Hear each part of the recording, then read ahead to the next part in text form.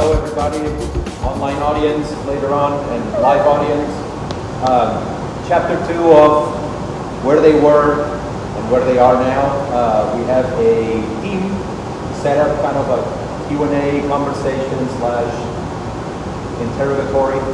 So the idea today is to just find people to introduce themselves and talk a little bit about what it is to be either a team leader or part of a team.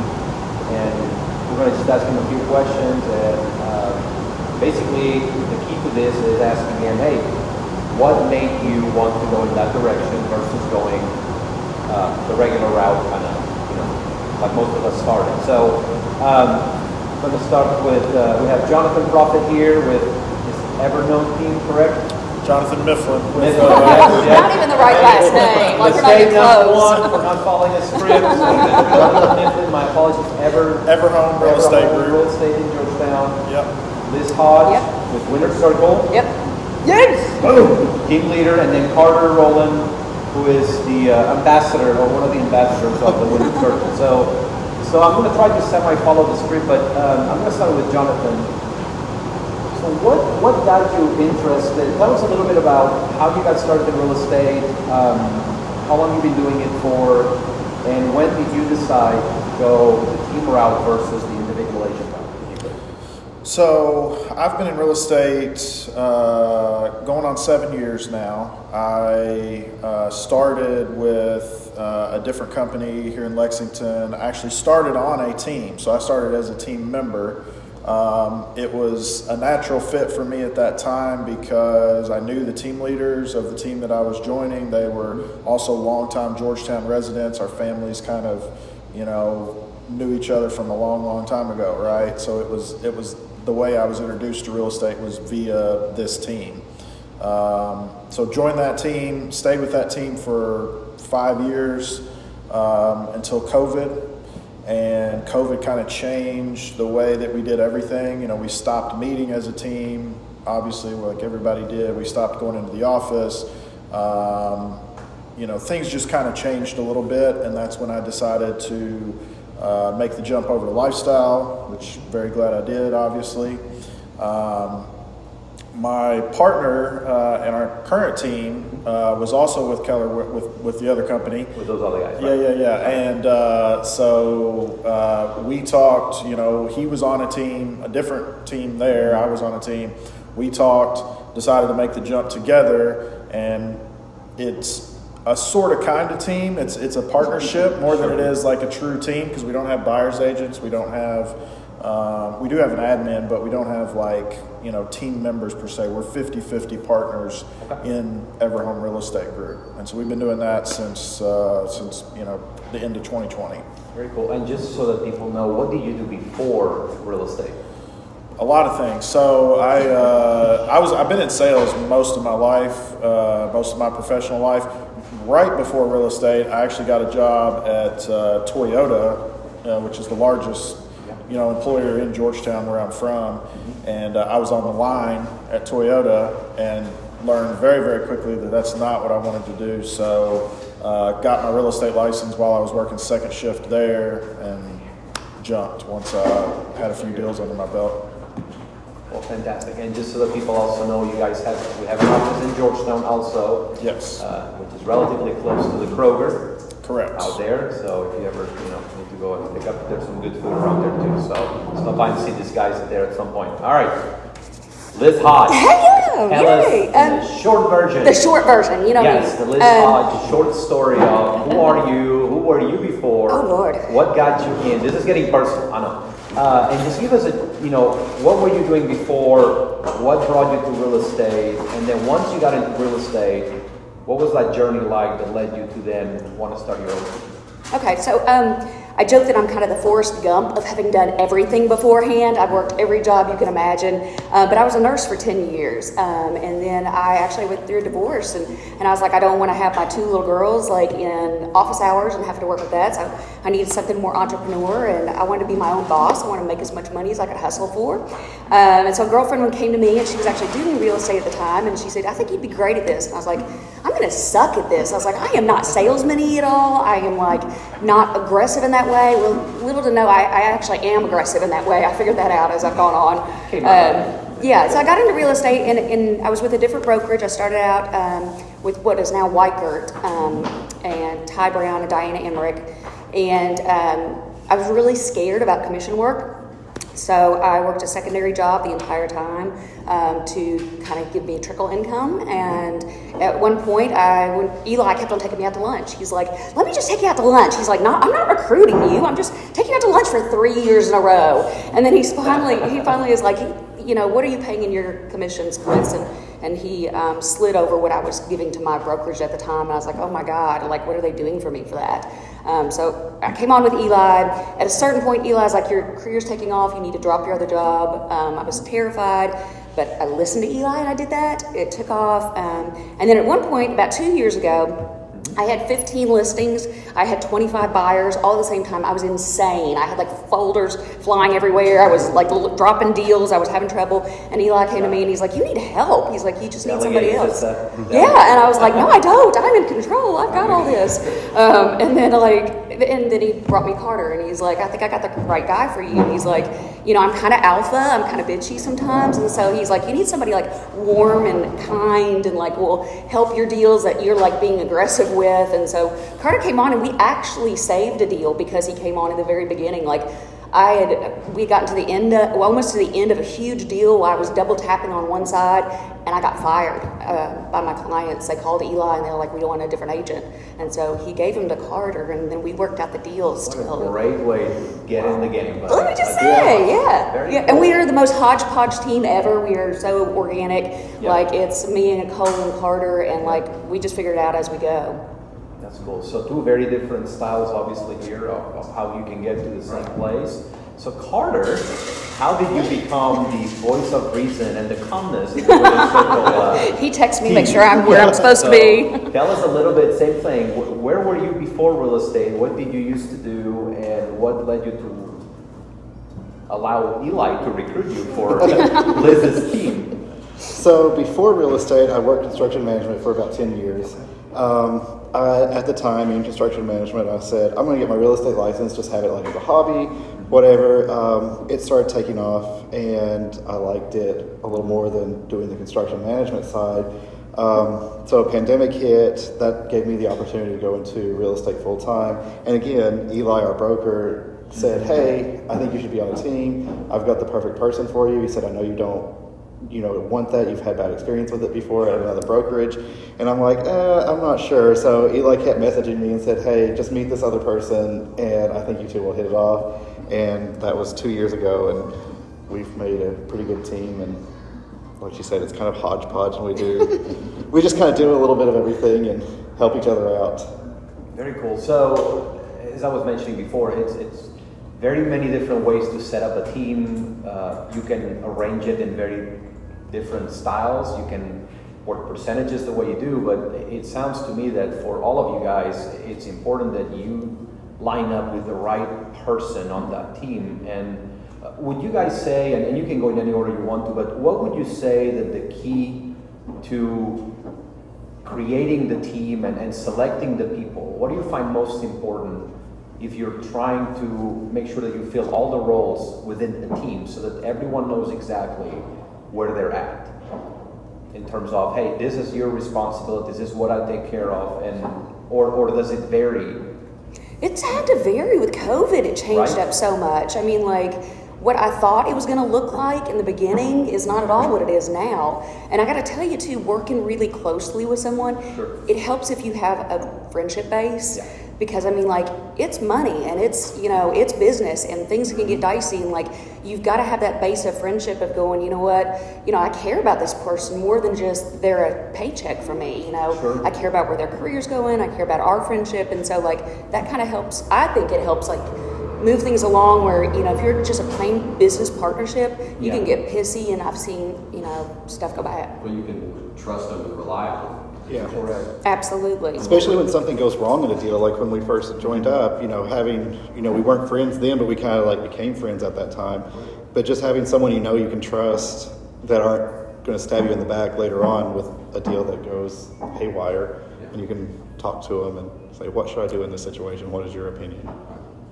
It's a good idea to have that trust already built in, because I've seen a lot of teams, there's super large teams here in our, area that have very, very high agent turnover. And those agents, the buyer's agents, listing agents, whatever they are, some of those just get a distaste for real estate in general after being on that team, because it's all about turn and burn, right? Like here's 50 leads, go do, here's your phone, call them. And it's not a lot of training, it's not a lot of anything. So if you were going to bring somebody new on, I think having that trust base and also providing them a learning environment to help them succeed is ultimately just going to help you as a team leader, down the line.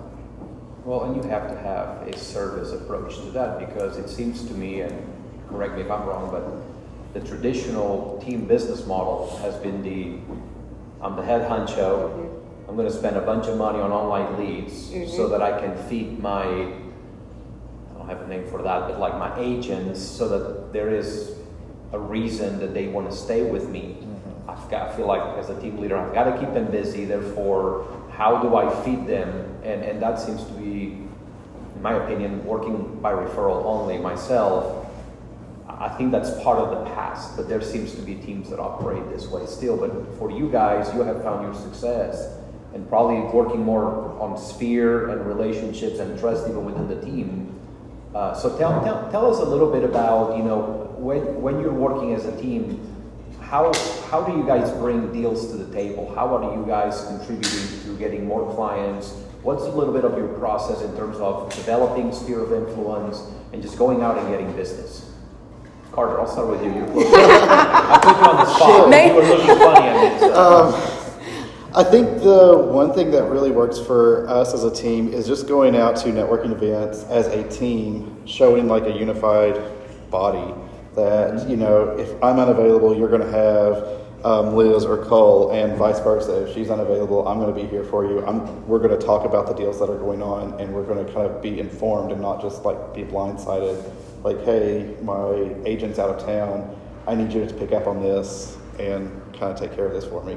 That's very cool. I know for Liz has been like network USA queen of the world for a while. I don't think there's a board or an event that you are not involved There's with. not. But that's been pivotal for you to grow your huge, business. And yeah. that's where a lot of you're probably experiencing a lot of B2B business in your with your business model. Would that be accurate? Yeah, absolutely. And I always feel like face-to-face is better than anything else. I mean, you're going to get the best referrals, you're going to get the best networking. I mean, just get out there and keep getting out there.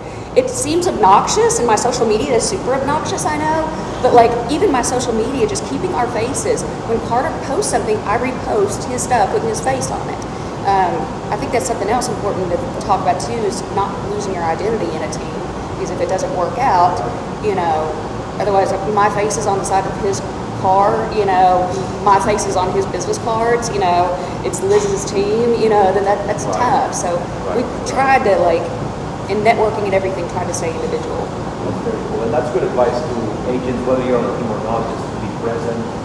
And you got to be in front of Sphere, you got to be in front of, if anybody ever has questions about where can you go, there's a million things that go on in Lexington and on these surrounding counties that people can attend. And just be present, and if you are part of a team, just like they say, have a unified goal, that people understand that when I'm talking to Liz or Carter or Cole, it's the same thing, and they're all going to be coming together. How about you guys, Jonathan? What are some of the things you guys are doing? Or what kind of business are you generating? So we have a lot of Sphere business that, a lot of repeat and referral business. Obviously, that's the cornerstone, I think, of any successful team or just agent is going to have a lot of that. Chad, my business partner, he does a lot of neighborhood events. He farms the neighborhood he lives in. Great. It's funny. I was actually talking to somebody from his neighborhood that was at a baseball practice. I was talking to him, and I bring up real estate in any conversation. I find a way. I sneak it in there no matter what to talk about it. And they were like, we there's a real estate agent in our neighborhood. He's like the agent of Pleasant Valley. I'm like, oh yeah, I know, yeah, it's my business partner. Yeah, I know that Thank guy. God. Yeah. So he does a really good job with that. I do a lot of like the traditional. I call for sell by owners. I call expireds. Like I do that because I'm good on the phone. I feel like. So there's a million ways to get business. You know, you just got the trick is just doing it. Any of you guys dealt with any sort of builder, new construction representation, anything like that you guys have done or are currently working on? And if you do or not, tell us a little bit about that, because that seems to be where a lot of people are trying to drum up business, because it is a glamorous sounding style, but there are some challenges that can come with that. But have you guys dealt with any of that? Yeah, I've done individual builders, several. They're great. I mean, it's super easy.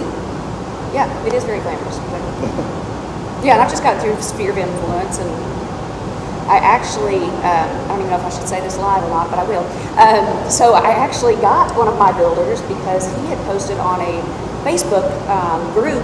He put on there, he said, hey, my new build is not selling. What do you guys think? And it was just a big group. So people were like, oh, I don't know, you should do this, you should do that. Well, I private inboxed him and I said, well, let me come out there and take a look at it and see what you got going on. And it was because he used the neighborhood agent that stuck the same sign in the yard, looks exactly the same, and did no marketing or anything like that. And by the time I left that day, he's like, how do I get rid of them and get you? And I loyal ever since. I got all his brothers. I mean, I got the whole family, so. And it's good to see that when you're building something, it's kind of like, you know, I'm a big believer that once you get access to someone's tree, you might not get them directly, but if you can get their branches, that's where you find success. And whether you're a team or not, I mean, I feel like that should be the goal as we're developing relationships that are going to be non-transactional and long-term. So a little bit on the nitty-gritty of this. So you're on a team. What do you think, how do you feel like your career would be if you were flying solo, just by yourself, and you did not have the support of a team, which for some people the support of a team could mean having an admin full-time that handles all the transactions, the more office-based kind of stuff, the marketing, whatever that is. But Jonathan, how would you feel that that's impacted your business, just having a partnership? So I think even on the smallest thing, I think it's helpful. Like for example, Chad's out of he's not in the state right now, and I've been to 2 closings for him this week. Sure. Right, he knows that I'm going to do that. It's not, he doesn't have to be like, hey man, please, you're not calling random people, random agents trying to get you to closings. And I'm getting ready to leave at the beginning of October, and he'll do the same thing for me.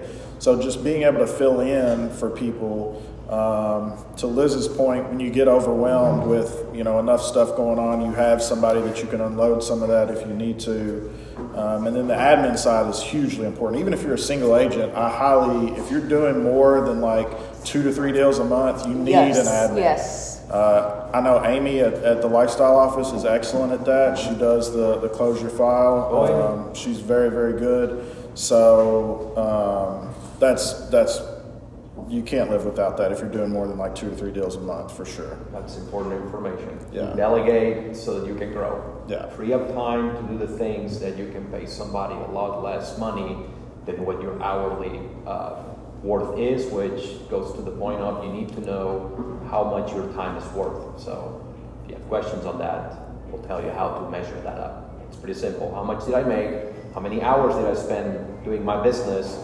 Divide it up and you'll have your hourly rate.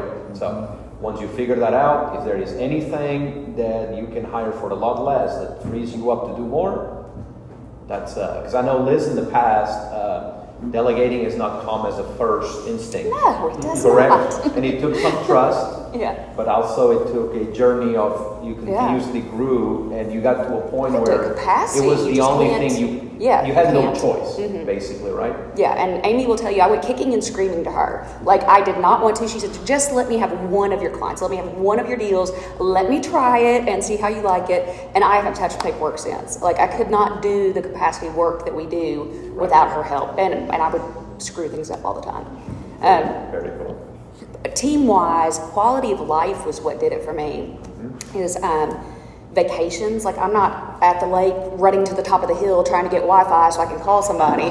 Carter can take a vacation and say, hey, Liz, do you got stuff? Or a few. Yeah, or like 6 in a year. It's so funny being part of a team. I'm like, my whole team's on vacation, so I guess I'm running the whole team now. It's okay, I've got this. I love it. So Carter, how has that, have you noticed the difference? Because I know you're involved also in the education part here, you're doing classes, you're doing a lot of agent services out here, you're kind of a little bit of all over the place with your real estate and what you bring to the table too, but have you noticed the difference in how your time has either freed up or how it gets utilized? I wouldn't say it's freed up. I feel like Liz has pulled me out of like my shell. I'm a fairly introverted person, and so she's always like sending us. So you were an I introvert. forced them to go and places. so now I'm being more extroverted, and so we're out networking at events and stuff, and it's helping our client base grow instead of me just doing small amounts of real estate as like a side hobby. Now it's become a full-time career, and I feel more confident in front of new clients that I don't know that aren't from my personal sphere.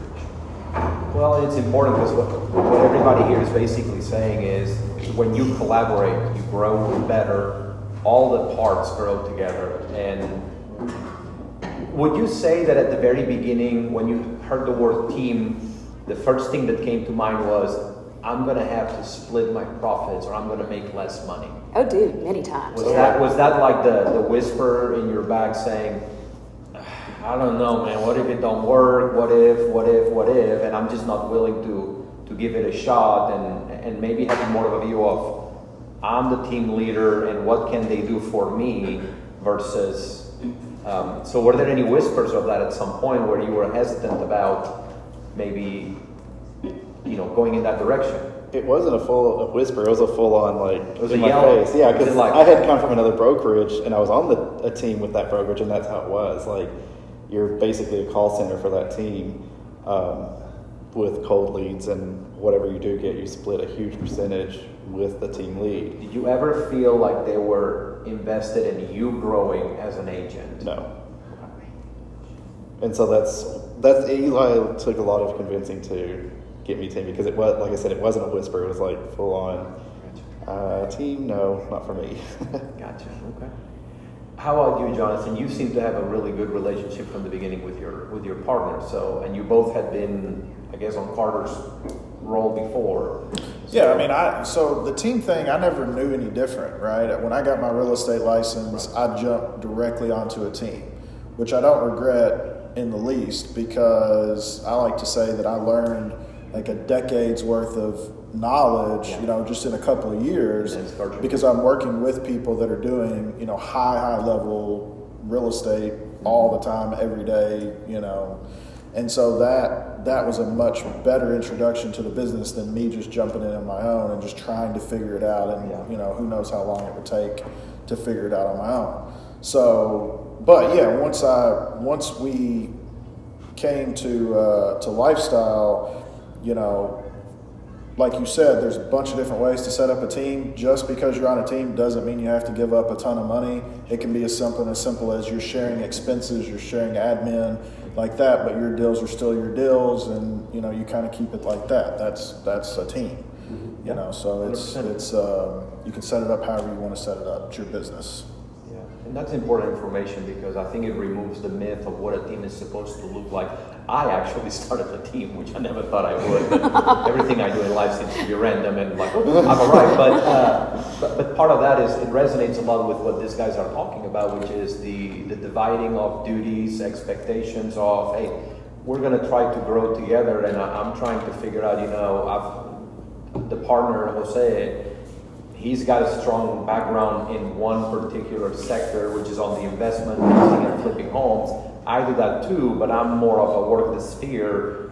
So it's a way to kind of complement one another. But I think the key is, how can we grow everyone on the team? Because at the end of the day, if everybody on the team gets better, the team gets better. So for the new people out there, what would be first steps if you are considering being part of a team as an agent here at Lifestyle? What would be the advice you would give to that person as, hey, first step would be this to see if it's a fit for you? Liz, I'll start with you. I think like interviewing, of course, just go to lunch with somebody and talk with them about what their team looks like, because that's the thing I love about Lifestyle is like, I thought teams had to look like certain lettered Right. brokerages, and I thought that's how it had to be. And so when Eli came to me, I was like, I don't know, I don't want to do that. I don't want to take, half of somebody's everything every time, or 70% of their stuff, Or whatever and so to be able to make it very organically, but go and interview and just chat with people. I certainly agree with Jonathan that like, I think I trudged water for a couple years because I was on my own and I was having to figure it out. My broker was not super engaged with teaching. And so like, I made huge mistakes and could have saved myself a whole lot of pain and effort if I would have been with somebody else, So even if you don't want to belong to a team long term, even if it's a launching place, Sure. I think Rachel could speak to that even. Rachel's in the audience. It was a launching point for her. It made her feel comfortable with somebody that she knew and had kind of a mentor aspect to it. And then she's like, take off, do your own thing. But that's important to be on a team that allows you to do that doesn't stick their face on top of everything. That's what interviewing and getting to ask these questions, because I feel like sometimes when I go to the doctor or other professionals, like I feel like sometimes I don't know what questions to ask. Yeah. So for the agents that are either just starting out or considering things, it's almost like, hey, how do you interview a team leader or whatever? So I guess maybe what you do is you talk to everybody on that team. Yeah. And see, hey, what do you do here? How are you guys set up? Because I think one thing that we can all agree is we don't have anything to hide out here. We're very open about what we do or not do. And it might be a launching place like you mentioned, or it might be a permanent thing depending on how that shapes up. So for someone who was as skeptical and introverted and kind of, so what would you say is the one thing that made you want to listen to that option? And what did you envision? If I do this, I feel like I can get to X that is going to make me feel good about having done this. What's the most important thing What's the most important thing that Liz provided for you or showed you? Scared the shit out of me. Or did she arm wrestle you down? You're like, you're joining, and just get it on, because it's going to happen anyways. But share that. I think the one thing that convinced me is when we finally met up in person was that I could tell she was invested in my career growing as well as her team. It wasn't just growing her team, it was she wanted to see my best interest and get them into fruition and make this a full-time career for me instead of just part-time, selling one house a year or whatever that was, some hobby might be. I wanted to DD to all the events. There was maybe some selfishness on that. Slight bit. There is Uber, but that could be part of the marketing dollars is having a driver. That's one of my life goals. Mine too. Oh my God, me too. I want to be like the Lincoln lawyer minus the hair, and I want to sit in the back and have my laptop. That's a dream. Yes. But I'm not going to do the printer because I want to stay virtual. No printing. And I think for Liz too, we're both tall, so we take good pictures together. She can wear her tall heels. Having unity. I was like, let me look at him first. I don't know about this. That's fantastic. All right. I think I've covered none of the questions that were given to me, but which is to be expected. What is the one piece of advice in real estate that you wish somebody had given you, or that you have to give to somebody in general? And I know it's a vague general question, but what's the one thing you wish you had known before you got in this gig? Whether it's, flying solo or being a team member in real estate. Consistency. Staying consistent with your clients, with your partners.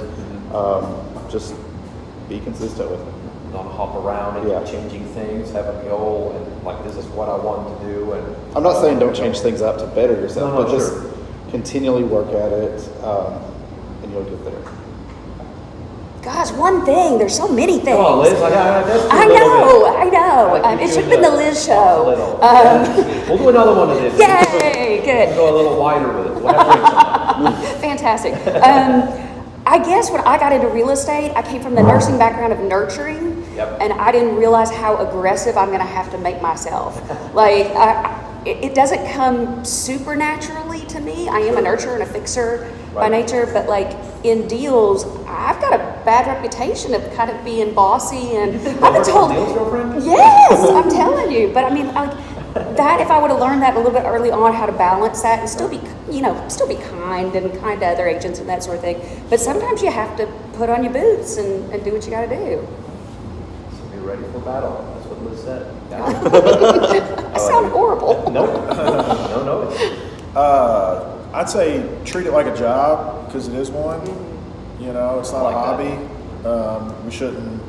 We shouldn't treat it like a hobby or think of it as a hobby because this is, our clients. It's their biggest financial asset. So if you're not going to be a, extreme professional with those assets, then you don't really deserve to represent them, right? And part of that is treating it like a job, which I was told immediately, but I didn't really take to heart immediately until it proved itself that I needed to treat it like a job. And I think especially when you're on your own, and a lot of times that's one benefit of a team is that accountability. If you have team members, if you have partners, whatever, you guys can hold each other accountable, and that's super important in this job because it's very easy to wake up on a Thursday and be like, "What did I do the last 3 days of the week? I don't remember." So, treat it like a job. That's great advice. And we live in such a 30, 60, 90 day time frame in this business that for people that used to work, every 2 weeks you get paid or whatever that is, just kind of getting your head wrapped around the fact that you are no longer operating on quick trigger stuff. And you have different things, almost like you planted 8, 10, 15 different fields and they all grow at a different rate. That's something I wish somebody had told me. I'm like, hey dude, when you make a plan for your business, keep in mind that it's 12 months in a year, but some things might be a year and a half down the road and some things might be a month down the road, and kind of having that and setting boundaries with clients and other agents, which I think is something that's very important, is making sure that when you have to be assertive, you're assertive, but you keep those boundaries and making sure that we always keep our clients' best interest at heart, because on those months where you are on full commission, we've all been there, bills are due, you're starting to feel a little bit of that stress, that's when we get to show that we got to stay consistent and do the right thing no matter what the state of our account looks like. So that would be my collaboration. So anything you want to add before we go to a Q&A that might or might not take place? That may or may not take place. Well, think of a question, y'all. Hey, anything you want to add? So, Your chance to shine. All right. Audience, any questions, anything that you guys want to ask, make comments? Dylan, think of something. Dylan, come up with some games. No pressure. For Jonathan Carter, would you say that you brought aspects of your first team to your new team, or did you refine and kind of nitpick your old team so you could kind of more line out what your team model what you wanted it to look like? Because obviously we have some different types of teams that form. So I know your all are different. There's a partnership versus a more of a Conglomerate. Amalgamation. A hodgepodge of. Yes, the hodgepodge version, yes.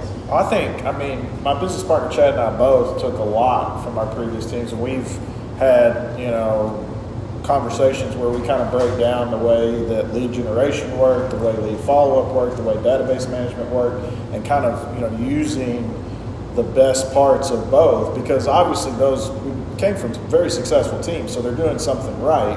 They're not doing everything right, but they're doing things right. So using those success metrics and implementing them into our partnership on the way that we do things has been very impactful, for sure. Keep all the good stuff you got from the team and get rid of all the bad. Yeah, exactly. Yeah, that's the goal, right, for sure. I kind of second that. Just kind of refining the good and saying, this is what I'm looking for in a team. This is not what I'm looking for in a team, and just kind of making, like I said, our amalgamation of a team, something a new, not common, I guess. And how was it for you to jump right in to the water? You know, if you were. What are you calling me, the water? Well, right off, I mean, that deal that that you had almost lost. How was it to Yeah. like jump right in and like with a deal? I handed it, it was a huge deal too. Yeah. It's huge.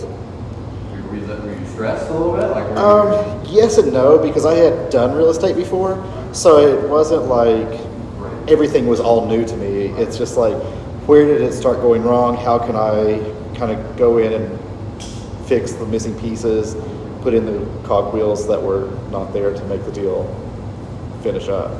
Because I came in like 3 weeks before the deal was set to close, and they were like, final pieces were ready to go, and everybody's like backing out at the last minute. So it's like, here you go. Like, oh, okay. Troubleshooting from day one, Yeah. basically. It was right? 3 sets of clients, and I mean, I was 3 sets? Well, I was buying and selling on one side, Oh, boy. and then I had the buyers for that property. Wow. Like it was like, Wow. I would not recommend that, y'all. Let me just say, I have never double tapped again because that was just, it's a nightmare, and it is not fair to your clients. I do not think it's fair. Well, and just to kind of jump on that, that probably is one of the better benefits of having a team is you can basically do a designated agency within the team. We do that all the time. Yeah. Of like, I've got the property to sell. They need to buy. I hand it to Cole or Carter. And that way, we can talk to our clients and be like, hey, conflict of interest is never going to be an issue here. Absolutely. We're going to make sure that you're taken care of. That's one of my listing appointment sales pitches. Is I am laser focused on selling Yeah. your house. I'm not taking you to every county to show you Right. everything. Carter's going to be your personal shopper. He's going to make sure you get the house you want, and we work seamlessly together to make sure everything goes perfect. Very cool. Do I lie sometimes? Embellish. Yes, I embellish. Yeah, very cool. Go ahead. Do you have a favorite tool or technology or process that just your team would not work without, or you would recommend to someone on a team or not? So we use Follow Up Boss as our database. I find that Follow Up Boss is the easiest database software. Obviously, everybody has their favorite. It's whatever one you'll use is the right one for you, right? But we like Follow Up Boss, and we've connected that with a company called Ylopo that designed a custom website for us and does back-end Google lead generation and SEO stuff for us. So that's all kind of built together, and I like it a lot because they're internet leads, so they are what they are. But they're out there. Our website is out there, and it's getting a lot of unique visitors every day, which is cool to watch happen. And we use KV Core, of course, but I tell you, the one tool that is most successful for us is social media. I mean, it is free freaking money. If you're not utilizing it to the umpteenth, then you're leaving stuff behind. I'm in somebody's face 3-4 times a day. They will never forget I do real estate. So I mean, like, and just having consistent using, or is it like Maxa? Maxa is the name? Maxa. Yeah, so Fantastic. Even I use use it. Maxa. So it looks clean, our posts Yeah. do, so when we sell something, it all looks the same across all 3 of us, Yeah. but it's our individual pictures on there. Social media, big time. Yeah. I see you guys there a couple times here and there. Yeah. But the Maxa really is, everybody knows I am almost averse to technology. I'm old school. I don't think I know how to log on to KV Core still after all these years. But the Maxa has been like a great way to get stuff out to so I'm more of a Facebook guy too, because it is free, and that's when I feel like I'm actually reaching people I know or who know me. And it's nice to have that nice, easy, consistent look, and it's super easy to work. So, Yeah, I use that. I use Canva some too, but Yeah. Maxa. Very cool. Awesome. Any other questions from the fine audience? All right, I'm going to ask you one last thing. Okay. What are any kind of personal or professional goals that you have for the rest of this year and maybe next year? Just to keep growing. Never stop growing. Working on yourself, personal and career-wise. On the personal, any trips, any restaurants, anything fun to do that you want to? He's going back to Miami. Any fun Brickle, trips brickle, that, brickle, you brickle, wanna work brickle. hard to achieve and be able to do? His condo in Miami. Yes, Miami. That's a big All one. right, all right. Like downtown Miami's a big spot that I like to travel to. Good enough. Okay. Um, How about I- you? I'm a numbers girl. I'd really love next year to hit 30 million for our team. 10 million each would be amazing. Would love that. And then personal, I guess, Rachel and I have been talking about health and wellness. And so like Well done. business is going amazing. So many things in my life are going amazing. So my health is the next thing of like taking myself to, I want to age backwards like Rachel, Benjamin Button style. We're going to at least stop the clock a little bit, right? Amen, Right? amen. Good for you. How about you, Jonathan? Yeah, so I think, just finishing out this year strong is important. I like numbers too. So next year, 20 million is kind of the number that I have in mind for our team. Speak it. So that's the goal. It's a stretch goal, but we're going to make it, so it's fine. I get it. Personally, I have the same goal every year personally, and that's to take 4 family vacations a year, 1 a quarter. I usually don't hit that. I usually end up with 3, but we're gonna shoot for 4 again next year. Figure it out. It's a great goal to, even if you're stuck at 75%, Yeah. you're killing it. Yeah, Yes. That's Speak it out there, sometimes is manifest 3 it, put it out there. It's almost like 2 or 3 more than most people do. Right, So, right. right? Now, Carter might be a bit on the extreme on the vacation side, but he works hard for it. He does, he does. Darn it, he should be able to enjoy it like everyone should. So, well, that's very cool. Unless there's anything else, we're gonna call it. Thanks for being here. Got you out on time. Look at me. Early, man. I kept the schedule 15. for once. Did not follow the script as usual. So hopefully everybody gets a good benefit out of this. And thanks for coming, guys. Thank you. Awesome. Thank you.